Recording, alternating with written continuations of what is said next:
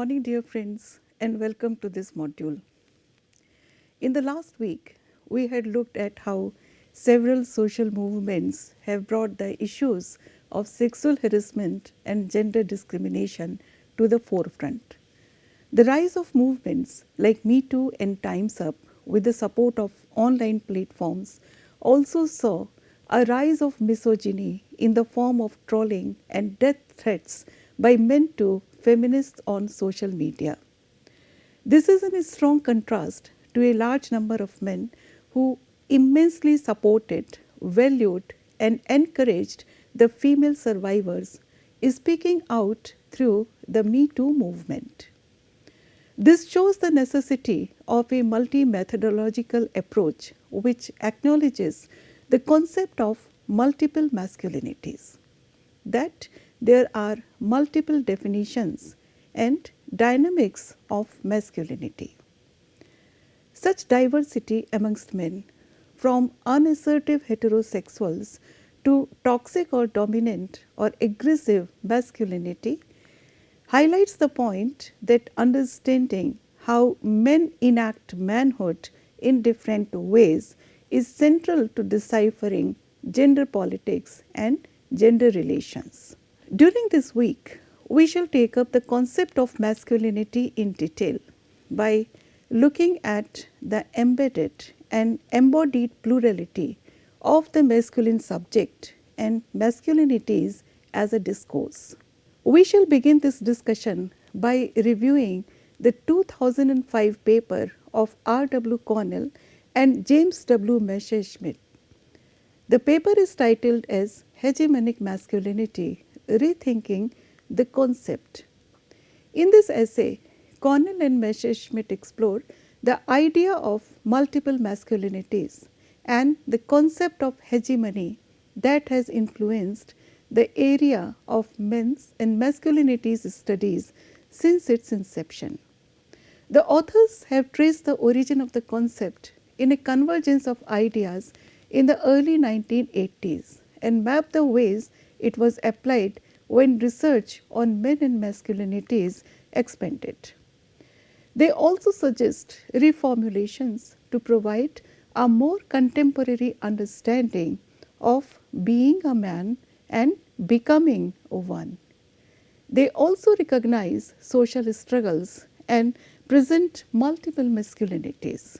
Connell and Messerschmidt introduce this essay by accepting the influence which gender studies has inculcated from this concept of hegemonic masculinities. They are also aware of the fact that the concept of hegemonic masculinity has also attracted some serious criticism. They defend and define the primary and underlying concept of masculinity. However, the criticism of trait models of gender and rigid typologies is essential for the deeper understanding of the discourse. Connell and Messerschmidt say that the concept of hegemonic masculinity does not equate to a model of social reproduction, and they suggest that there is a need to recognize social struggles in which subordinated masculinities influence dominant forms. Gender is one of the social categories that children learn in today's societies. Adolescents also begin constructing their self-concepts in line with the gender stereotypes they have internalized. Gender identity typologies are related to gender typing, friendships, and social and emotional adjustments. There are multiple masculinities, and we need to discard one-dimensional treatment of hierarchy and trait conceptions of gender. Connell and Messerschmidt suggest reformulation of the concept accordingly in 4 major areas. They list these 4 areas as 1. A more complex model of gender hierarchy. Second, they emphasize on the agency of women instead of segregating them. Thirdly, they explicitly recognize the significance and the role of the geography of masculinities, and lastly, they emphasize the interplay among local, regional, and global levels. They provide a more specific treatment of embodiment in the context of privilege and power, and a stronger emphasis on the dynamics of hegemonic masculinity, while recognizing internal contradictions and the possibilities of movement towards gender democracy. They aim to re-examine the concept of hegemonic masculinity and its consequences as it has impacted recent thinking about men, gender, social hierarchy, and popular anxieties about men and boys. The issues they have discussed in this essay are crucial in contemporary struggles about power and political leadership, public and private violence, and changes in our understandings of families and sexuality. It was in the reports from a field study of social inequality conducted in Australian high schools that the concept of hegemonic masculinity was first proposed. Connell had commented that the project presented evidence pertaining to multiple hierarchies in gender as well as in terms of class, gender construction, and masculinities. This idea and the findings of these reports were further systematized in an article by Kerrigan, Connell and Lee in 1985, and they proposed a model of multiple masculinities and power relations. In turn, this model was integrated into a systematic sociological theory of gender. If we look at the resources for masculinities theories, then we have to admit that fundamentally it were the feminist theories on patriarchy and black feminism. Feminist theories on patriarchy and the related debates over the role of men in transforming patriarchy had acted as primary resources for this research. At the same time, women of color, for example, Maxine Bakazine, Angela Davis, and Bell Hooks particularly, had criticized the race bias that occurs when power is solely conceptualized in terms of sexual differences, thus laying the groundwork for questioning any universalizing claims about the category of men. The Gramscian term hegemony was also used to understand the stabilization of class relations and control. Employment of the idea of hegemony deconstructs the issue of control and power while contextualizing the role of men and masculinities in the discourse of gender and sexualities studies. Gramsci's writings focus on the dynamics of structural inconsistencies, hierarchies, and issues of historical change. Connell and Messerschmidt thus note that the idea of hegemony is more than a simple model of cultural control. They review the critical sex role theory and its limiting conceptual basis, which had not included the experiences of homosexual men. So, the question we face is how to define the role of a male in the society. Researchers prove that even before the women's liberation movement, a literature in social psychology and sociology about the male sex role had recognized the social nature of masculinity and the possibilities of change in men's conduct. During the 1970s, there was an explosion of writing about the male role, sharply criticizing role norms as a source of oppressive behavior by men. Critical role theory provided the main conceptual basis for the blurring of behavior, norm, and role of men in society.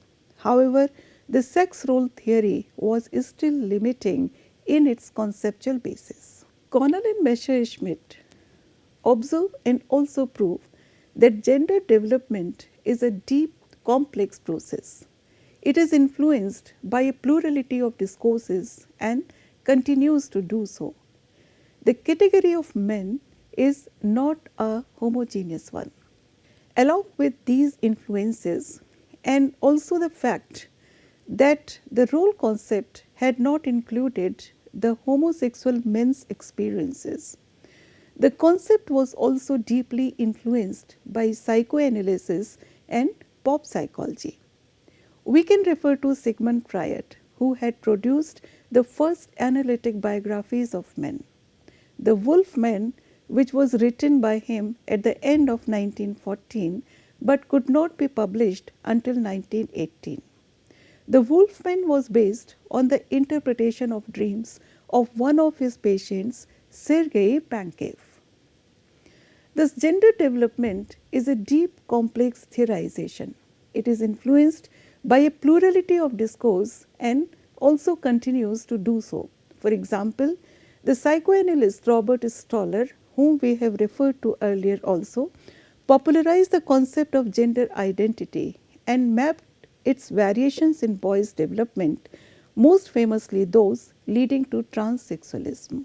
So, this essay provides formulation and the application of the concept of hegemonic masculinity. It is a normative practice and it allows men's dominance over women, sometimes supported by violence both ideologically and physically. According to Connell and Messerschmidt, it was in the late 1980s and early 1990s that the concept of hegemonic masculinity was formulated and consolidated as an academic field. Hegemonic masculinity is understood as a pattern of practice. That means things done, not just a set of role expectations or an identity. And it allowed men's dominance over women to continue. The description of the concept, however, is not static. Hegemonic masculinity was not assumed to be normal in the statistical sense. Only a minority of men might enact it, but it was certainly normative. For example, it embodied the currently most honored way of being a man, and it also required all other men to position themselves in relation to it. In theory and practice, the concept ideologically legitimated the global subordination of women to men. And men who received the benefits of patriarchy without enacting a strong version of masculine dominance could be regarded as showing a complicit masculinity. It was in relation to this group and to compliance among heterosexual women that the concept of hegemony was most powerful. Hegemony did not mean violence, but it could be supported by force. However, it definitely meant an ascendancy which had been achieved through culture, institutions, and persuasion. The concept is also descriptive. It is defined in terms of the logic of a patriarchal gender system. Men assumed that gender relations were historical. So, gender hierarchies were subject to change, as we have discussed in the context of feminist theories also. But these gender relations, according to masculinities studies, changed only in accordance with the male desire and fantasies. Hegemonic masculinities therefore came into existence in specific circumstances and were open to historical change. Connell and Messerschmidt suggest that the concept of hegemonic masculinity formulated in the mentioned terms found prompt use. It was used firstly to develop gender neutral pedagogy, secondly to understand the socio-cultural process of being or becoming a man, and thirdly to responding to the heterosexual image of the ideal man, which has been popularized by the mainstream culture. It has also provided adequate and dynamic practical approaches to the issues faced by men in contemporary times. For example, explicit risk-taking behavior in men, or participation of men in child care, or violence against the elderly women, children, and other men. The concepts of hegemonic and subordinated masculinities helped in understanding not only men's exposure to risk, but also men's difficulties in responding to disability and injury, show emotions, react and accept. Yet other mechanisms of hegemony operate by invisibility. For example, removing a dominant form of masculinity from the possibility of censure and criticism. From the mid 1980s to the early 2000s, the concept of hegemonic masculinity thus passed from a conceptual model with narrow empirical base to a widely used framework for research and debate. The concept was applied in cultural as well as in practical contexts. Critics like Martineau, Sabo and Gordon have referred to the fact that the concept of hegemonic masculinity was used in education studies to understand the dynamics of classroom life, including patterns of resistance and bullying among boys. It was also used to explore relations to the curriculum and the difficulties in gender neutral pedagogy. At the same time, the social determinants of men's health allowed the readers to understand the difficulty faced by several men to express issues regarding mental health. The concepts of multiple masculinities and hegemonic masculinity were increasingly used to understand the health practices among men, such as playing hurt and risk-taking sexual behavior. These concepts also helped us in understanding men's difficulties in responding to emotions, to disability and injury, etc. So, this concept of hegemonic masculinity has become a pedagogical and empirical framework to understand, theorize, research and debate about men and masculinities from the mid 1980s to the early 2000s. The concept has been applied in diverse cultural contexts and to a considerable range of practical issues. A hierarchy of masculinities constructed within gender relations cannot logically be continuous with the patriarchal subordination of women. It is also argued that hegemonic masculinity constructs masculine power from the direct experience of women rather than from the structural basis of women's subordination. This argument has been put forward by Øystein Holter. He believes that we must distinguish between patriarchy and gender. Patriarchy, that is the long-term structure of the subordination of women, and gender, which is a specific system of exchange that arose in the context of modern capitalism. We must also factor in the institutionalization of gender inequalities, the role of cultural constructions and the interplay of gender dynamics with race, class and region. So, research on men and masculinities, according to Connell and Messerschmidt, shows that the concept of hegemonic masculinity is not trapped in reification. As a concept, it remains abstract, not a monolithic or concrete entity. Other researches, especially studies of school classrooms, show the production and negotiation of masculinities and also femininities as configurations of practice and performance. Connell and Messerschmidt also refer to Collier's definition of hegemonic masculinity associated with criminology. In order to depict the plurality of crises within the discourse of masculinities and men's studies, Collier has criticized the concept of hegemonic masculinity through its typical use in accounting for violence and crime. In the masculinity turn, quote unquote, in criminology, Collier suggests that hegemonic masculinity came to be associated solely with negative characteristics that depict men as unemotional, independent, non-nurturing, aggressive, and dispassionate, which are seen as the causes of criminal behavior. This can be seen in many discussions of men's health and problems of boys' education as the contemporary troubles assembled under the banner of a crisis in masculinity. However, the crisis in masculinities is not just restricted to aggressive behavior and violence portrayed by men. We need to redefine the alpha-centric definition of the man and should not limit the discourse to heteronormative subjectivities only. In pop psychology, the invention of new character types such as the alpha male, the sensitive new age guy, the hairy man, the new lad, the red boy, etc., suggests that hegemonic masculinity is not a singularity. So, hegemonic masculinity can become a scientific sounding synonym for a type of rigid, domineering, sexist macho man.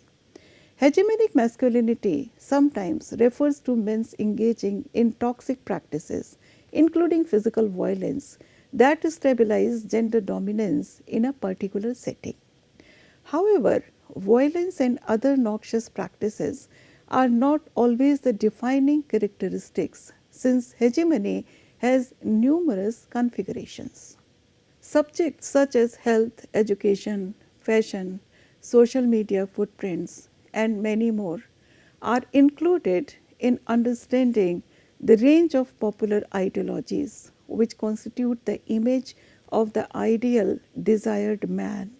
The authors note that being a man is a process in becoming and not a static conceptualization. Connell points out that the concept of hegemony would be or not be relevant if the only characteristics of the dominant group, that is men, were violence, aggression, and self-centeredness. Collier observes that what actually is being discussed in many accounts of hegemonic masculinity and crime, and we may add health and education also, is a range of popular ideologies of what constitute ideal or actual characteristics of being a man. The concept of hegemonic masculinity is not a catch-all nor a prime cause. It is a means of grasping a certain dynamic within the social process. While presenting the various approaches taken up by Halter and Collier, Connell and Messerschmidt established the multiple accounts of the concept of hegemonic masculinity. In considering such diverse theorizations, they suggest 5 principal criticisms for the underlying concept of hegemonic masculinity.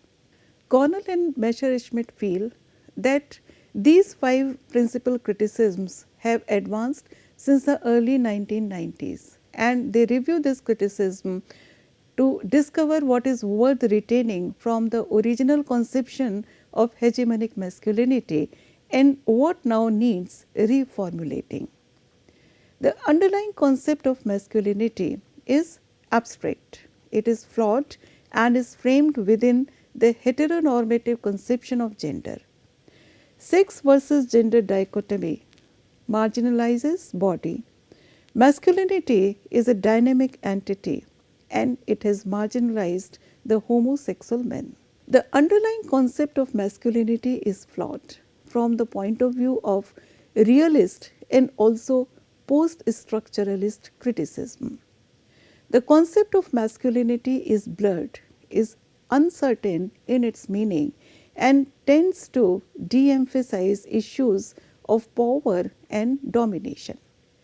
Secondly, it is flawed because it essentializes the character of men or imposes a false unity on a fluid and contradictory reality. The concept of masculinity is criticized for being framed within a heteronormative conception of gender that essentializes male-female difference and ignores difference and exclusion within the gender categories. There is a tendency in the men's studies field to presume separate spheres, to proceed as if women were not a relevant part of the analysis, and therefore to analyze masculinities by looking only at men and relations among men is inherently faulty. The cure lies in taking a consistently relational approach to gender.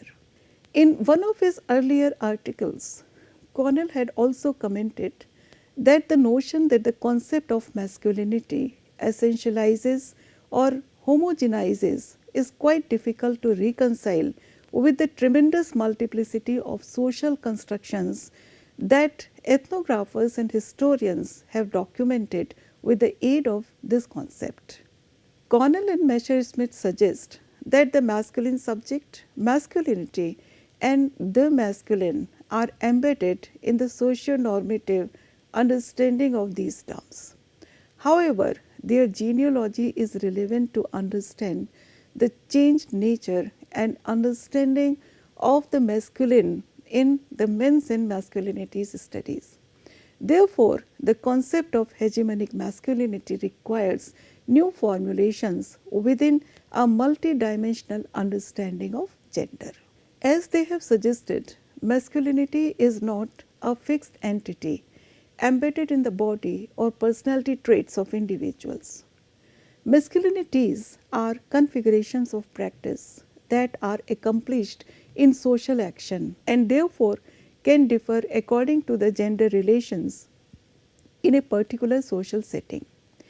In the development of the concept of hegemonic masculinity, divisions among men, especially the exclusion and subordination of homosexual men, were quite central issues. Hegemonic masculinity cannot be understood as the settled character structure of any group of men. Men can dodge among multiple meanings according to their interactional needs.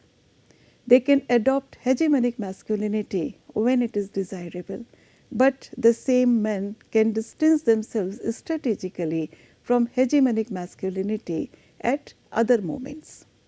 Consequently, masculinity represents not a certain type of man, but rather a way that men position themselves through discursive practices. According to this view, the model of hegemonic masculinity presumes a unitary subject, but depth psychology reveals a multi-layered or divided subject. Depth psychology is a science of the unconscious, covering both psychoanalysis and psychology. It explores the relationship between the conscious and the unconscious, as well as the patterns and dynamics of motivation and the mind. So, depth psychology has revealed a multi-layered subject. Jefferson criticizes the over-socialized view of the male subject in studies of masculinity, which has resulted in a lack of attention to how men actually relate psychologically to hegemonic masculinity. The next question that is central to Connell and Messerschmidt's understanding of hegemonic masculinity is what constitutes gender relations. Since men as discursive subjects are quite similar to women with their individual subjectivities and the situatedness, gender relations are constituted or produced through non-discursive practices and unreflective routinized actions such as sexual orientation, participation in child care and household chores. So they ask, what constitutes gender relations? Gender relations are constituted through non-discursive practices. Recognizing the non-discursive and unreflective dimensions of gender gives us some sense of the limits to discursive flexibility. The possibilities are constrained massively by embodiment, by institutional histories, by economic forces, and by personal and family relationships. Men as discursive subjects are not unitary, unified subjects. An individual's approach towards masculinity can be better understood by their respective life choices, life history, and routinized narratives formulated through gender formation. So, Connell and Messerschmidt suggest that approaches such as Sartre's existential psychoanalysis are helpful for understanding masculinities as projects and a masculine identity as always being a provisional accomplishment within a life course. Connell comments, and I quote, "Masculinity is defined as a configuration of practice organized in relation to the structure of gender relations. Human social practice creates gender relations in history." So, Connell has commented that the concept of hegemonic masculinity is embedded in a historically dynamic view of gender, and therefore the subject itself cannot be erased, and therefore a study of the life histories has become significant for us. According to the authors, gender relations, systematic subordination of women, and various exclusion practices conducted to marginalize the other are crucial in understanding the patterns of surveillance, control, and dominance. In social theories of gender, gender relations are considered as self-constrained, self-reproducing systems and explaining every element in terms of its function in reproducing the whole. In considering gender relations, the dominance of men and the subordination of women constitute a historical process, not a self-reproducing system. To sustain a given pattern of hegemony requires the policing of men as well as the exclusion or discrediting of women, and therefore producing patterns of control. Connell and Messerschmidt also refer to Demetrius. Demetrius has proposed two formats of masculinity: internal masculinity and external masculinity. It suggests that there is a plurality of discourses within the discourse of masculinity and men's studies.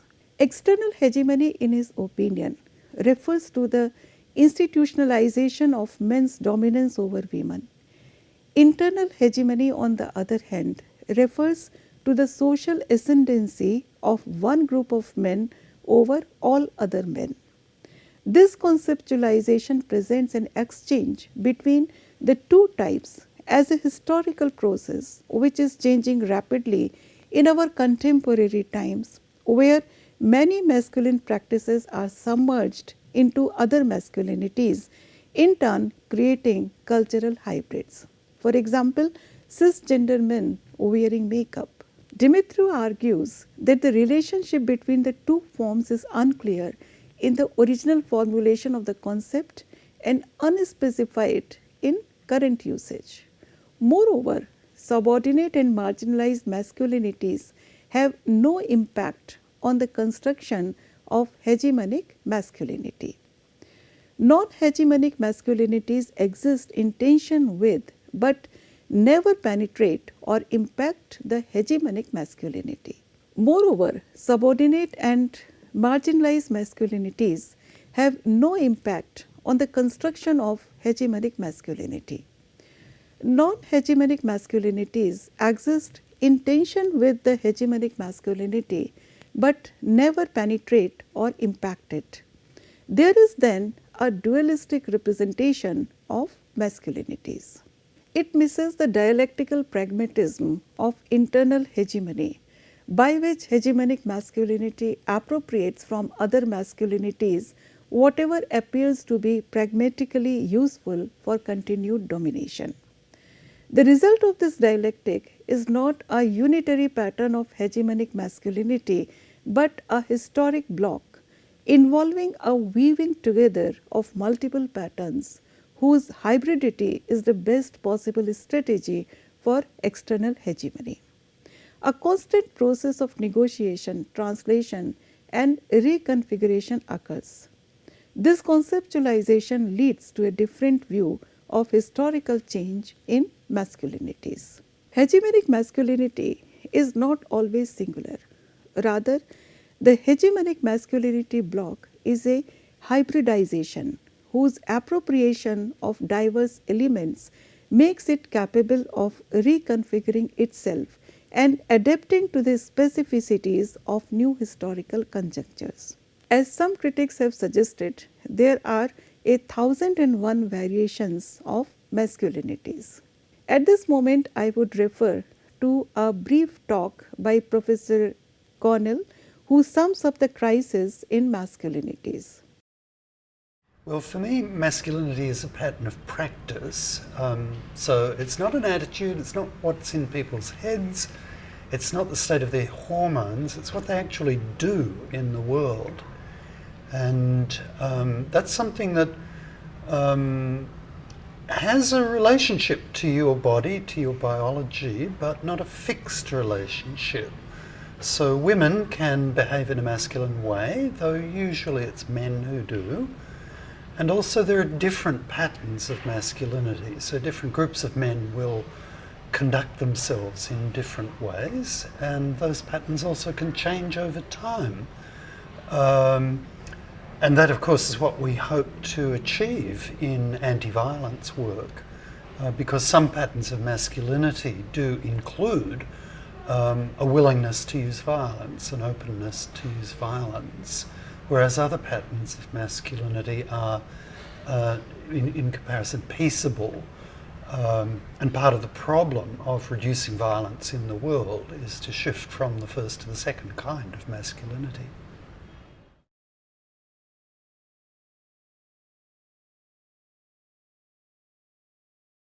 Masculinities do, centrally concern relations between men as a group and women as a group, and of course individual relationships between particular men and particular women.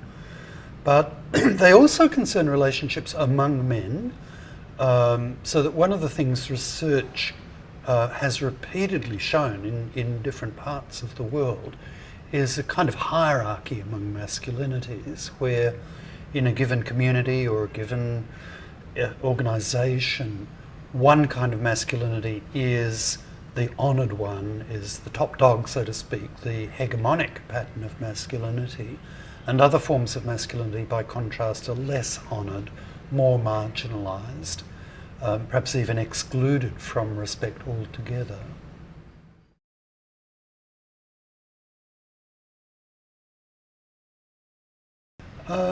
There are really quite a range of things that can be done among different groups of men and boys, of course, because boys, many of them in school, many of them in learning situations of one kind or another, are actually in the process of forming their patterns of masculinity.